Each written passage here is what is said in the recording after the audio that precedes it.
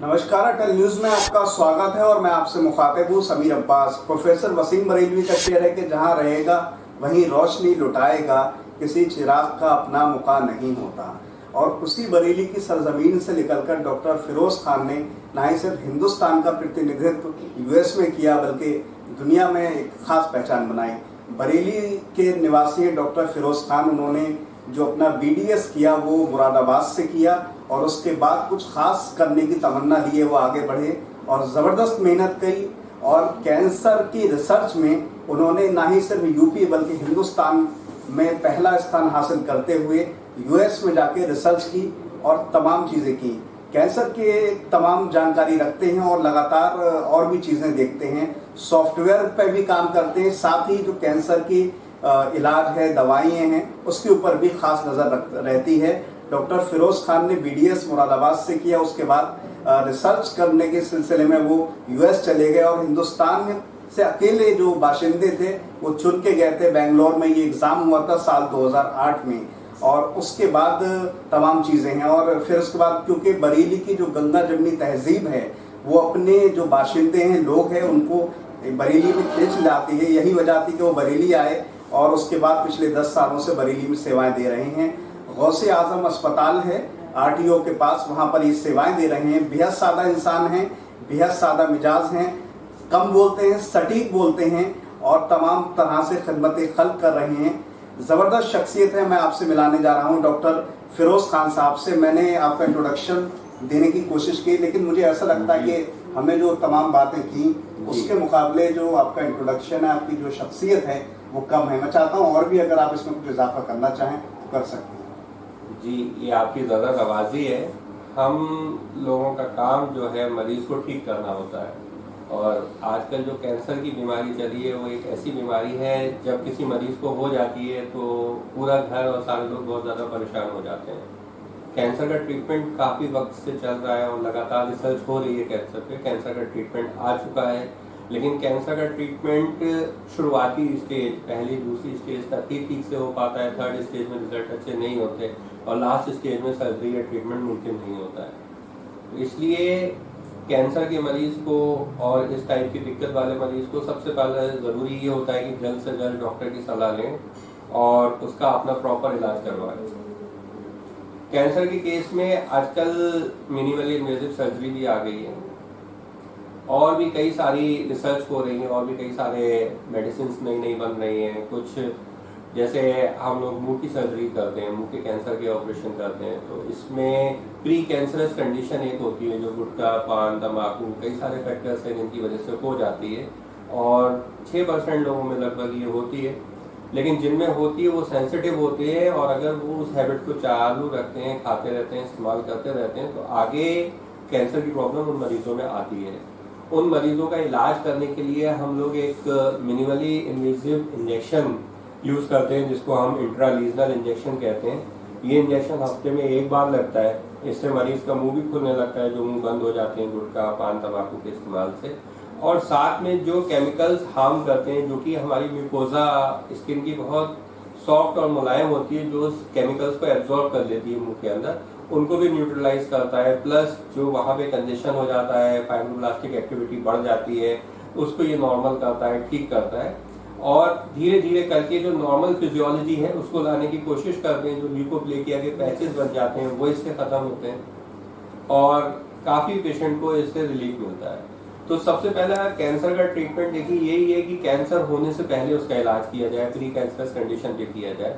हम यहाँ पे कंप्यूटर सॉफ्टवेयर यूज़ करते हैं, जो सॉफ्टवेयर भी मेरे द्वारा डेवलप किया गया है। इस सॉफ्टवेयर की मदद से हम लोग ऐसे मरीजों की स्क्रीनिंग करते हैं और ये पता लगा लेते हैं कि इसमें रिस्क कितना है, कितने % चांसेस हैं आगे इसको फैलने के। और अगर कोई कैंसर का पेशेंट है तो उसकी लाइफ एक्सपेक्टेंसी जो हमारी मेडिकल फील्ड और उसकी रिसर्च के हिसाब से लगभग कितनी होनी चाहिए, क्या ट्रीटमेंट ऑप्शन इसके लिए बेटर रहेगा, क्या ट्रीटमेंट ऑप्शन किस तरीके से किया जाएगा। बेसिकली एक ट्रीटमेंट प्लानिंग है जो कि होनी चाहिए और ट्रीटमेंट प्लानिंग हम लोग कंप्यूटराइज तरीके से करते हैं। जो पुराना पेशेंट का डेटा है उसको भी शेयर करते हैं और इस तरीके से ट्रीटमेंट प्लान करते हैं कि पेशेंट को मैक्सिमम बेनिफिट हो और कम से कम इन्वेजन हो। मतलब उसकी सर्जरी जो है वो मिनिमली इन्वेसिव अगर हम कर पाए कि कम से कम सर्जरी हो, कम से कम उसको तकलीफ हो और बेनिफिट उसको ज़्यादा मिले। जी, मैं थोड़ा सा सिलसिले को आगे बढ़ाऊंगा। 2008 में जब कैंसर की रिसर्च के सिलसिले में आपको यूएस जाने का मौका मिला था, और उसके बाद से यूपी ही नहीं, यूपी का दोबारा कोई ऐसा बाशिंदा, कोई शख्स ऐसा नहीं हुआ जो अब तक वो रिसर्च में या किसी उसमें यूएस में गया हो, प्रतिनिधित्व किया हो, नुमाइंदगी की हो। क्या रिसर्च थी वो, मैं चाहता हूँ उस पर ज़रूर रोशनी डालें, फिर उसके बाद हम और सवालों का सिलसिला शुरू करें। जी, 2008 में ये कंपटीशन मैंगलोर में हुआ था। 25 जनवरी 2008 को IDA डेट्सफ्लाई स्टूडेंट क्लिनिशियन प्रोग्राम था, जिसमें मैंने जो कैंसर की जो सेल्स होती हैं, कैंसर की जो हम लोग स्लाइड बनाते हैं, जब भी कोई टिश्यू लेते हैं तो स्लाइड जो बनती है, स्लाइड का एनालिसिस पैथोलॉजिस्ट करता है। तो पैथोलॉजिस्ट की ट्रेनिंग के हिसाब से कुछ पैथोलॉजिस्ट के डायग्नोसिस चेंज हो सकते हैं कुछ बीमारियों के लिए, और एक NC रेशियो कहलाती है जो न्यूक्लियर टू साइटोप्लाज्मिक रेशियो होती है। अगर ये रेशियो बढ़ती है तो कैंसर की तरफ इशारा होता है, और जितनी ज़्यादा बढ़ेगी उतना ज़्यादा कैंसर के लिए डिस्प्लास्टिक फीचर्स बढ़ेंगे। ये डिस्प्लास्टिक फीचर ही है। तो हमारी जो रिसर्च थी बेसिकली, उससे हम इस NC रेशियो को कंप्यूटर से कैलकुलेट करते थे। कंप्यूटर आर्टिफिशियल इंटेलिजेंस से उसका एनालिसिस करता था स्लाइड सैंपल का, और उस सैंपल से वो एक कंप्यूटराइज्ड वैल्यू निकाल के देता था, जिससे कि एक पर्टिकुलर स्लाइड की एक पर्टिकुलर वैल्यू आती थी, और हम कई सारी स्लाइड्स उसमें लगाते थे अलग अलग पेशेंट्स की, तो अलग अलग वैल्यू आती थी। तो हमें ये पता लगता था कि किसकी न्यूक्लियर टू साइटोप्लाज्मिक रेशियो ज्यादा है, और फिर हम एग्रेसिवनेस देखते थे लीजन की उस न्यूक्लियर टू साइटोप्लाज्मिक रेशियो के हिसाब से, जिसको हम आगे रिसर्च में यूज करते थे और इस सॉफ्टवेयर को और ज्यादा बेहतर बनाने में यूज करते थे। तो हमारा जब से लेके अब तक यही काम है कि इसके लिए कुछ मेडिसिन भी डेवलप की हैं, कुछ इंजेक्शन जो है, इसमें इंट्रालीजनल इंजेक्शन के बारे में बता रहा हूँ आपको, ये भी है कि ये हम लगा के उन चीज़ों को न्यूट्रलाइज कर सकते हैं और इसको ठीक कर सकते हैं प्री कैंसरस कंडीशन में। अगर पेशेंट को खुदा ना खास्ता कैंसर हो जाता है तो घबराने की ज़रूरत नहीं है, क्योंकि सबसे मेन चीज़ दर्द होता है उसमें, वो बिल्कुल नहीं होता दर्द। जब दर्द नहीं होता तो मरीज इसको इग्नोर करता है। आप इग्नोर ना करें, कोई गांठ कोई भी चीज़ मुंह के अंदर गले में इस तरीके की लगती है तो उसे जल्द से जल्द डॉक्टर को दिखाएं, और हम लोग कंप्यूटर सॉफ्टवेयर की मदद से उसको एनालाइज करते हैं। स्लाइड को भी हम कंप्यूटराइजली एनालाइज करते हैं सॉफ्टवेयर से, और उसके बाद देखते हैं कि आपके पैरामीटर्स क्या हैं, कितने चांसेस हैं, आपके रिस्क फैक्टर्स कितने हैं, कितने चांसेस हैं आपको इस कैंसर से आगे, क्या इसका प्रोग्रेस रहेगा, कौन सा ट्रीटमेंट आपके लिए बेटर रहेगा।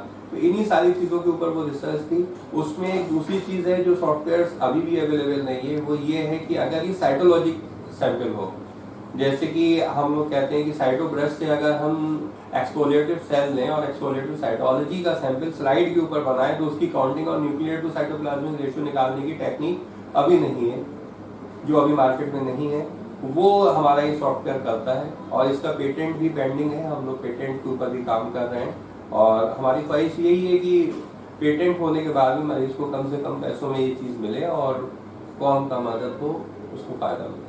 जी, मैं थोड़ा सा ये जानना चाहता हूँ कि दांतों के मामले में बड़ी सारी सर्जरी की अब सुविधाएं आ गई हैं, लेकिन फिर भी ऐसा लगता है कि आपने क्योंकि रिसर्च की है इस चीज़ में, किस तरह की नई नई टेक्निक अवेलेबल है और कहाँ पर आप BDS के क्षेत्र में, MDS के क्षेत्र में कमी पाते हैं?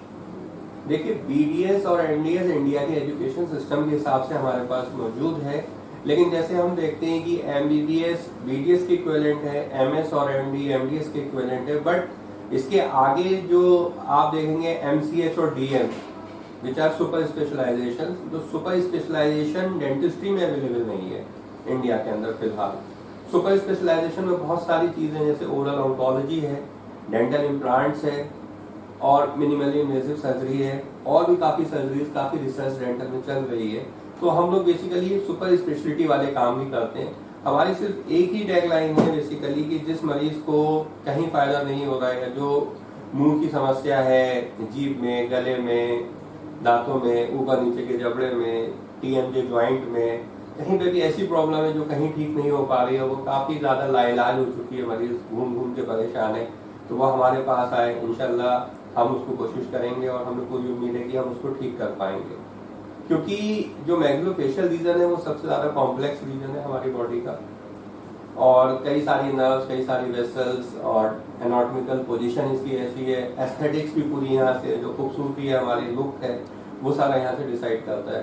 तो इसलिए यहाँ का जो ट्रीटमेंट है वो हमें देखना पड़ता है कि किस तरीके से करना है कि पेशेंट का लुक खराब ना हो, पेशेंट देखने में अगर लुक में कोई कमी है तो पेशेंट का लुक को कैसे इम्प्रूव कर सकते हैं हम कॉस्मेटिक सर्जरी करके या प्लास्टिक सर्जरी करके, और किस तरीके से हम उसका डेंटल ट्रीटमेंट या मैक्रोफेशियल ट्रीटमेंट करें। इसी में एक फील्ड मिनिमली इन्वेजिव सर्जरी है। मिनिमली इन्वेजिव सर्जरी का मतलब ये है कि आप मोटा मोटा ऐसा समझ सकते हैं कि पहले ऑपरेशन करते थे 10-12 चीरे आते थे, चीरा लगाने के बाद 10-12 टाके आते थे, और लेकिन अब हम अगर ऑपरेशन करेंगे तो कम से कम चीरे में छोटी से छोटी जगह में, या हम लोग एंडोस्कोप का यूज करेंगे, या हम लोग सलाइवरी ग्लैंड में अगर करेंगे तो स्टेंट वगैरह डालेंगे, बिना सर्जरी के हम उसको ठीक करने की कोशिश करेंगे, वहां तक पहुंचने की कोशिश करेंगे।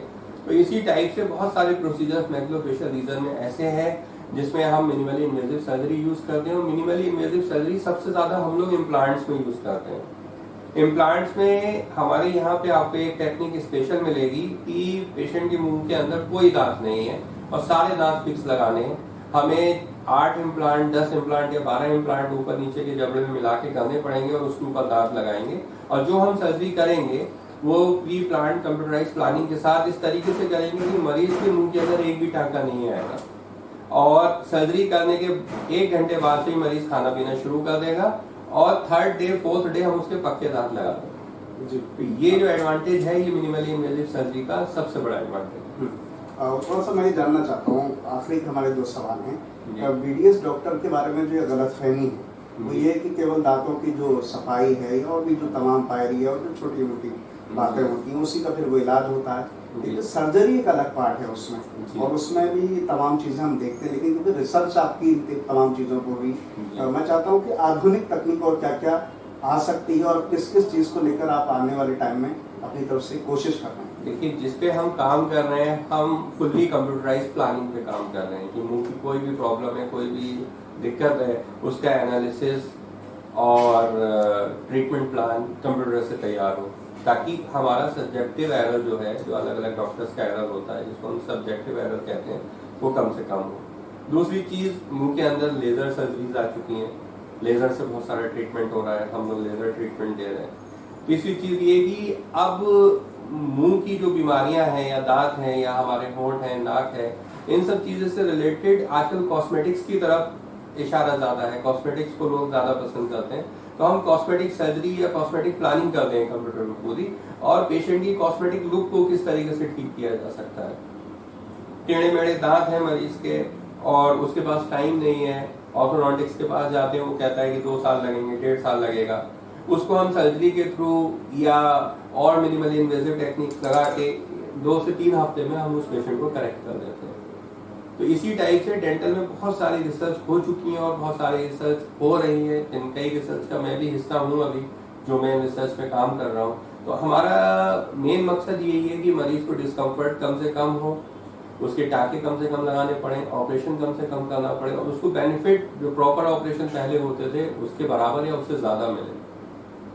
लेजर मैं थोड़ा सा ये जानना चाहता हूँ, हमने तमाम प्रोफेशन की आपकी बात कर ली, सर्जरी की जो तकनीक आने वाली है या अभी अवेलेबल है उसकी बात करें। डॉक्टर फिरोज खान बड़ी ज़िंदगी में मसरूफ रहते हैं, तमाम चीज़ें अपने एंटरटेनमेंट के लिए, मनोरंजन के लिए क्या करते हैं, मैं चाहता हूँ उस पर भी एक रोशनी डालें। एंटरटेनमेंट और मनोरंजन इंसान की उम्र के साथ बदलता रहता है।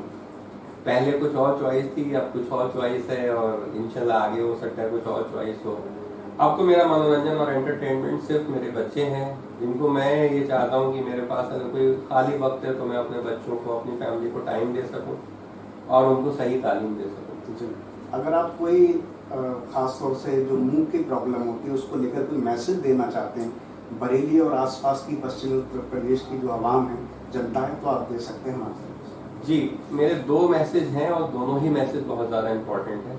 मेरा पहला मैसेज तो ये है कि अगर आपको मुंह की या दांतों की, जबड़े की, गले की या इस रीज़न से रिलेटेड कोई भी प्रॉब्लम है, तो आप सबसे पहले डॉक्टर से कंसल्ट करें और उसको देखें कि वो प्रॉब्लम कहीं ऐसी तो नहीं जो आगे जाके सीरियस बन जाए, या सीरियस प्रॉब्लम है जो अभी तक डिटेक्ट नहीं हुई है, या कोई ऐसी बीमारी है जिसका आप काफ़ी टाइम से डॉक्टर्स को दिखा रहे हैं और पर आपका सॉल्यूशन नहीं हो पा रहा है।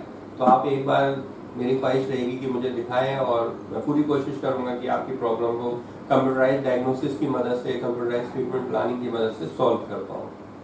दूसरा मैसेज मेरे लिए ये है कि कैंसर के केसेस हमारे कंट्री में भी अब बहुत ज़्यादा बढ़ने लगे। तो सबसे पहले तो मैं यही मैसेज देना चाहता हूँ कि जो भी बच्चे बड़े बूढ़े गुटखा तंबाकू पान बीड़ी सिगरेट इन सारी चीज़ों में पड़े हुए हैं, पहले वो इनको छोड़ें। छोड़ने में कोई दिक्कत है तो आप मेरे पास आए, हम लोग इसके प्रॉपर ट्रीटमेंट करते हैं ताकि आप इस चीज़ को छोड़ पाए। आपका मुंह छोटा होने लगा या कोई दिक्कत होने लगी तो आप रिस्क फैक्टर्स में हैं, आपको ज़रूर आना है। मुंह भी पूरा खुलने लगेगा, हम लोग इंट्रालेशनल इंजेक्शन का ट्रीटमेंट देंगे, आप उससे ठीक हो जाएंगे। तीसरी चीज़, अगर कोई गांठ या कुछ दिख रही है आपके मुंह में विजिबल है बट उसमें पेन नहीं है, तो आपको सबसे पहले डॉक्टर से जाके मिलना है और उसका प्रॉपर ट्रीटमेंट कराना है। अदरवाइज वो आपकी लिए एक लाइफ थ्रेटनिंग सिचुएशन हो जाएगी, आपकी जान का खतरा उससे बन सकता है। मेरा मैसेज यही है कि मैं ये चाहता हूँ कि आसपास के लोग और जो भी लोग मेरा मैसेज सुन रहे हैं वो सारे लोग हेल्दी हों, हेल्दी रहें, कुशल मंगल रहें।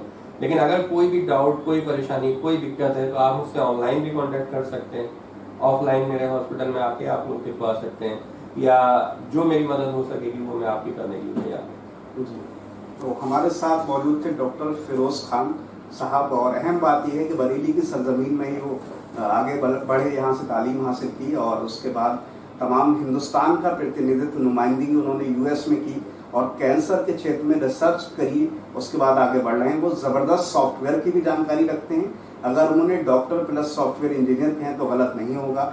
यकीनन उन्होंने कम उम्र में तमाम मुकाम हासिल करे हैं। हमारी सबकी बहुत सारी मुबारकबाद है, शुभकामनाएं हैं कि वो बरेली का नाम रोशन करें और हज़ारों बुझते हुए चिरागों को बचाएं और साथ ही खिदमत खल्क करते रहें ताकि हमारे बरेली का नाम रोशन हो। बरेली का नाम रोशन होगा तो यूपी का होगा, यूपी का होगा तो हिंदुस्तान का होगा, और हिंदुस्तान का होगा तो हम आगे बढ़ते चले जाएंगे। फिलहाल इन तमाम बातों के साथ मैं समीर अब्बास, कैमरामैन सत्तार हुसैन के साथ अटल न्यूज़।